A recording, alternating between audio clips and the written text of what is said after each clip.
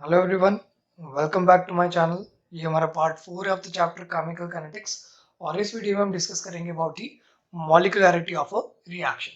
देखो, मॉलिक्यूलैरिटी जो होता है दैट इज कि हमारे पास एक रिएक्शन में कितने मोल्स ऑफ रिएक्टेंट रिएक्ट करेंगे ताकि हमारे पास प्रोडक्ट बने। जैसे हमारे पास एक रिएक्शन हम ले लेते हैं, जैसे हाइड्रोजन आयोडाइड है, ठीक है। ये डिसोसिएट करेगा into hydrogen gas and iodine, ठीक है। तो यहाँ पर क्या होता है, ये दोनों गैसेस बन रही हैं बट लेकिन एक मॉलिक्यूल से तो नहीं बन रही। तो अगर हम बैलेंस्ड केमिकल इक्वेशन देखें तो दो मॉलिक्यूल जब HI के रिएक्ट करिए थे तो हमारे पास H2 और I2 आया, ठीक है। तो ये रिएक्शन में क्या हुआ, हमारे पास दो मॉलिक्यूल्स ऑफ HI जो है रिएक्ट किए, तो हमारा मॉलिक्यूलैरिटी क्या हो गया, मॉलिक्यूलैरिटी हैज बिकम 2।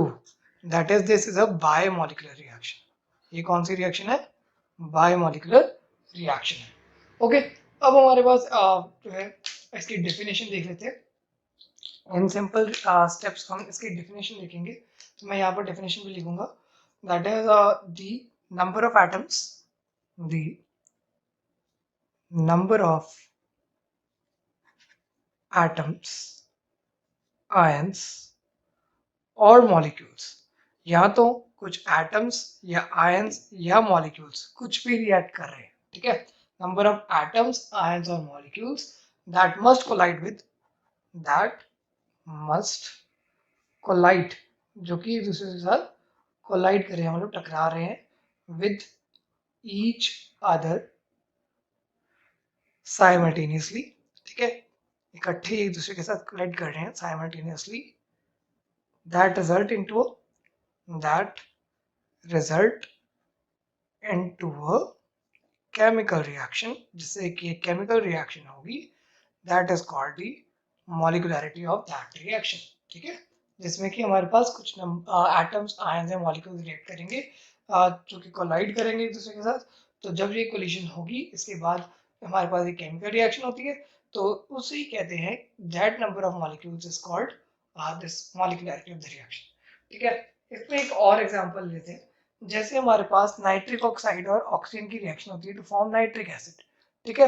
तो इस रिएक्शन में क्या होता है, जैसे हमारे पास नाइट्रिक एसिड बनाना है हमने, नाइट्रिक ऑक्साइड और ऑक्सीजन गैस, ठीक है। ये जो है, चलो ये वाली रिएक्शन जो है इससे नाइट्रिक एसिड ज़्यादा यील्ड में नहीं बनेगा, बट लेकिन हमारे पास जो है NO2 बन सकता है, ठीक है। तो इस रिएक्शन में हम NO2 बनाएंगे, दैट इज नाइट्रोजन डाइऑक्साइड, ठीक। सॉरी, वो नाइट्रिक एसिड वाली डिफरेंट रिएक्शन है, ठीक है। तो यहाँ पर क्या है, नाइट्रिक ऑक्साइड और ऑक्सीजन की रिएक्शन से नाइट्रोजन डाइऑक्साइड बनता है। इस रिएक्शन को बैलेंस करेंगे तो हमारे पास इस तरीके की स्टोइकियोमेट्रिक कोएफिशिएंट्स आ जाएंगे। तो यहाँ पर देखने पर हमें क्या पता लगता है कि इस रिएक्शन की मॉलिक्यूलैरिटी क्या है, रिएक्टेंट्स कितने हैं। हमारे पास दो नाइट्रिक ऑक्साइड है और एक ऑक्सीजन गैस है, तो हमारे पास मॉलिक्यूलैरिटी क्या होगी, 3, and reaction is termolecular, that is termolecular मतलब ट्राइमोलिकुलर या फिर टर्मोलिकुलर, जैसे कि तीन मॉलिक्यूल जो है एक टाइम पर रिएक्ट कर रहे हैं, ठीक है ना। तो ये हमारी होगी that is molecularity of this reaction. अब अगर कॉम्प्लेक्स रिएक्शंस की बात की जाए, अगर देखा जाए in the complex reactions, complex reactions में क्या होता है, रिएक्शन जो होती है complex that take place in many steps. वो दिखती सिंपल है बट लेकिन उनके बहुत सारे स्टेप्स होते हैं, उनका एक मैकेनिज्म होता है प्रॉपर, ठीक है। तो उस रिएक्शन में जो भी मैकेनिज्म होगा कॉम्प्लेक्स रिएक्शंस में, ठीक है, उसमें that the number of atoms, ions और molecules that take part in the slowest step, ठीक है। स्लोएस्ट स्टेप में जो कि मॉलिक्यूल्स जो है रिएक्ट करेंगे, स्लोएस्ट स्टेप में जो भी मॉलिक्यूल्स रिएक्ट करेंगे, ठीक है। और that molecule, that number of molecules is called molecularity, ठीक है। इस स्लोएस्ट स्टेप को हमने एक और नाम दे दिया, that is called rate determining step, क्योंकि हम मॉलिक्यूलैरिटी से हमारा रेट भी डिटर्मिन करते हैं। So that is rate determining step, जिसमें कि हमारी मॉलिक्यूलैरिटी चेक होती है, ठीक है। अगर कॉम्प्लेक्स रिएक्शंस की बात की जाए तो यहाँ पर हम डिटेल में क्या पढ़ते हैं कि कॉम्प्लेक्स रिएक्शन जो है that is accompanied by some mechanism, ठीक है।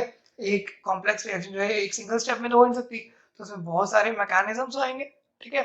हमारे जो इस बार के बेसिक सिलेबस में second order third order reaction का ज़्यादा नहीं दिया गया, ठीक है, पर लेकिन first order is very important. ज़्यादा क्वेश्चन फर्स्ट ऑर्डर से आते हैं, सेकंड ऑर्डर थर्ड ऑर्डर में में से भी आ जाते हैं कुछ यूनिवर्सिटीज में, बट लेकिन first order is very important. ठीक है, तो हम मैकेनिज्म देखेंगे कुछ फर्स्ट ऑर्डर रिएक्शंस के। ठीक है, mechanisms of the first order reaction या फिर कोई भी रिएक्शन के। अब मैकेनिज्म होता क्या है, what is the definition of a mechanism? ठीक है, mechanism is a series of step reactions. बहुत सारे स्टेप्स होते हैं, स्टेप्स में होती reactions. A series of step reactions proposed to account for a series of step reactions proposed to account for overall reaction। ठीक है, एक पर्टिकुलर ओवरऑल रिएक्शन के लिए बहुत सारे सीरीज या बहुत सारे स्टेप्स होते हैं। ठीक है, तो उसे हम कहते हैं मैकेनिज्म ऑफ अ रिएक्शन। ठीक है, अब अगर कॉम्प्लेक्स रिएक्शन में हम देखें तो हमारे पास अगर फर्स्ट ऑर्डर की बात की जाए तो हम पहले बात करें फर्स्ट ऑर्डर रिएक्शंस की। फर्स्ट ऑर्डर रिएक्शन, अगर फर्स्ट ऑर्डर रिएक्शंस की बात की जाए तो हमारे पास कुछ एग्जांपल्स आते हैं, उसके मैकेनिज्म हम स्टडी करते हैं। ठीक है, तो फर्स्ट एग्जांपल जो इसमें है that is thermal decomposition of dinitrogen pentoxide. ठीक है, that is decomposition of dinitrogen pentoxide. ठीक है, इसको थर्मली डिकम्पोज करना है, मतलब इसको हीट करेंगे। ओके, जब इसको हीट की जाता है N2O5 को, डाइनाइट्रोजन पेंटॉक्साइड को, तो हमारे पास क्या मिलता है हमें, दैट इज हमारे पास नाइट्रोजन डाइऑक्साइड गैस के 4 मॉलिक्यूल मिल जाते हैं और ऑक्सीजन गैस भी इवॉल्व हो जाती है। ठीक है, that is the thermal decomposition. ठीक है, अब यहाँ पर हमारे पास क्या है, N2O5 को बैलेंस करना है, तो हमारे पास यहाँ पर 4 होंगे, so we will write here 2। ठीक है, 2 to the 4। ओके, इस तरीके से हमारे पास ये रिएक्शन बैलेंस होगी। अब ये रिएक्शन जो है इसका रेट लॉ देखा जाएगा, इस रिएक्शन का रेट लॉ अगर मैं देखूं तो रेट लॉ को कैसे लिखेंगे हम, दैट इज कि rate of the reaction is directly proportional to K N2O5। ठीक है, K जो है हमारा रेट कांस्टेंट है into the concentration of the reactant. So unimolecular reaction में तो यही होगा ना, फर्स्ट ऑर्डर रिएक्शन में तो यही होगा ना, ये हमारे पास एक ही मॉलिक्यूल पर डिपेंड करेंगे। बट लेकिन ये कैसे हुआ? ठीक है, अब इस रिएक्शन में हम देख रहे हैं कि इस रिएक्शन को बहुत सारे स्टेप्स में होती है, बट वो स्टेप्स कौन से हैं वो हम देखेंगे। ठीक है, अब ये रिएक्शन जो है इसका फर्स्ट स्टेप क्या होता है कि स्टार्टिंग में N2O5 जो है वो अकेला डिकम्पोज होता है इनटू NO2 और NO3। N2O5 NO2 और NO3 में डिसोसिएट हो जाता है। ठीक है, तो उसके बाद क्या होता है कि ये जो है अगेन कुछ मॉलिक्यूल्स N2O5 के वो NO3 के साथ रिएक्ट करते हैं। ठीक है, और ये रिएक्शन बहुत फास्ट होती है, ये रिएक्शन बहुत स्लो होती है बिकॉज NO2 और NO3 बनाना बहुत मुश्किल है। अब N2O5 जो है NO3 के साथ बहुत जल्दी रिएक्ट कर लेता है और ये फास्ट रिएक्शन है। इसमें हमारे पास 3 मॉलिक्यूल्स NO2 के बन जाते हैं और साथ में ऑक्सीजन गैस भी इवॉल्व हो जाती है। तो यहाँ पर हमने क्या देखा कि जो स्लोएस्ट स्टेप है दैट इज स्लो स्टेप। ठीक है, ये ही डिनोट करता है हमारा रेट एक्सप्रेशन में, रेट लॉ में यही स्टेप जो है हम कंसिडर करते हैं। ठीक है, तो ये हमारा जो है फर्स्ट हो गया mechanism of the thermal decomposition of dinitrogen pentoxide. एक और एग्जांपल देख लेते हैं, जस्ट वेट अ सेकंड। अब सेकंड हमारी जो रिएक्शन है that is bromination of acetone. Acetone क्या होता है, प्रोपेनॉन ही होता है।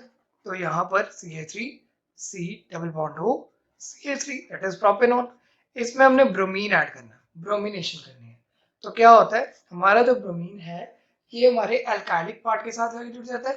तो CH3 डबल बॉन्ड O, यहाँ पर CH2 और Br आ जाएगा और HBr बाहर चला जाएगा। ये रिएक्शन हमने काफी ज्यादा कॉमनली पढ़ी हुई है। बट इस रिएक्शन में भी क्या होता है, बहुत सारे स्टेप्स इन्वॉल्व होते हैं। मेनली यहाँ पर ये 2 स्टेप रिएक्शन होती है। इसमें पहले क्या होता है, जो कीटोन है हमारा वो अपनी टॉटोमराइजेशन करता है। तो फर्स्ट स्टेप क्या है, that is tautomerization of the ketone. इसमें क्या होता है, जो हमारा ये कीटोनिक फॉर्म है ये स्लोली अपना टॉटोमर बनाती है, that is enol form, that is enol form. ठीक है, तो ये हमारा इनोल फॉर्म हो गया। अब इनोल फॉर्म जो होता है वो रिएक्ट करता है ब्रोमीन के साथ। ओके, तो ये हमारा इनोल फॉर्म ये ब्रोमीन के साथ रिएक्ट करता है और क्या बन जाते हैं यहाँ पर, ये एक फास्ट स्टेप रिएक्शन होती है। तो CH3 CO CH2 Br बन जाता है और साथ में HBr बाहर निकल जाता है।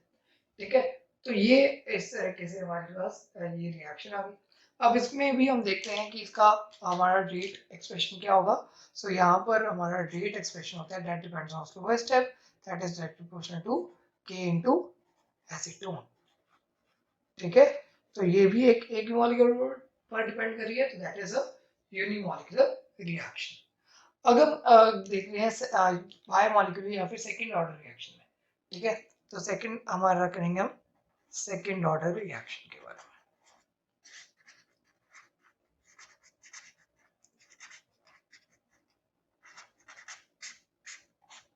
अब देखो सेकंड ऑर्डर रिएक्शन के केस में क्या होता है, हमारे पास जैसे नाइट्रोजन डाइऑक्साइड जो है वो फ्लोरीन के साथ कंबाइन करती है टू फॉर्म डाइऑक्सियन नाइट्रोजन फ्लोराइड। ठीक है, तो यहाँ पर क्या होता है NO2 जो है वो फ्लोरीन के साथ कंबाइन करके क्या बनाती है NO2F। ठीक है, तो इसको बैलेंस करेंगे तो हमारे पास इस तरीके से हमारी रिएक्शन बन जाती है। और एक्सपेरिमेंटली जब हमने देखा तो इस रिएक्शन का रेट जो है वो एक चीज पर डिपेंड नहीं कर रहा था। इस रिएक्शन का जो रेट है that was direct to K into NO2 and into F2। देखने में लगता है कि ये तीन मॉलिक्यूल्स रिएक्ट कर रहे हैं, बट लेकिन ऑर्डर इसका कितना है, that is biomolecular, that is sorry two order. ठीक है, तो ऑर्डर टू कैसे हुआ, बिकॉज एक्सपेरिमेंटल रिजल्ट्स में क्या आया कि NO2 का एक ही मॉलिक्यूल F2 के साथ जो है कंबाइन कर रहा है, that is determining the order. तो अब इसका मैकेनिज्म देख लेते हैं कि मैकेनिज्म के हिसाब से ये कैसे चला होगा। मैकेनिज्म जो बताता है कि हमारे पास फर्स्ट स्टेप में क्या होता है, एक NO2 का मॉलिक्यूल जो है वो फ्लोरीन के साथ स्लोली सा रिएक्ट करके क्या बना देता है NO2F। ठीक है, और फ्लोरीन का फ्री रेडिकल इवॉल्व हो जाता है। अब NO2 के साथ फ्लोरीन फटाफट रिएक्ट करता है, ये फास्ट स्टेप है, और NO2F फिर से बन जाता है। तो यहाँ पर क्या हुआ, जो स्लोएस्ट स्टेप है उसमें NO2 और F2 रिएक्ट किए हैं, so that is why this is a second order और बायोमॉलिक्यूलर रिएक्शन। ठीक है, तो ये हमारी सेकंड ऑर्डर रिएक्शन होगी, इसका एग्जांपल हो गया। और भी बहुत सारे एग्जांपल्स होते हैं, तो आप वो भी पढ़ सकते हैं। मेनली जो भी एग्जांपल्स मेन थे वो मैंने आपको करवा दिए। अब हम डिस्टिंग्विश करेंगे हमारे ऑर्डर को और मॉलिक्यूलरिटी को। So we will distinguish between order of a reaction and molecularity of a reaction. ये सिंपल है, देखो ऑर्डर जो होता है that is sum of the concentration terms.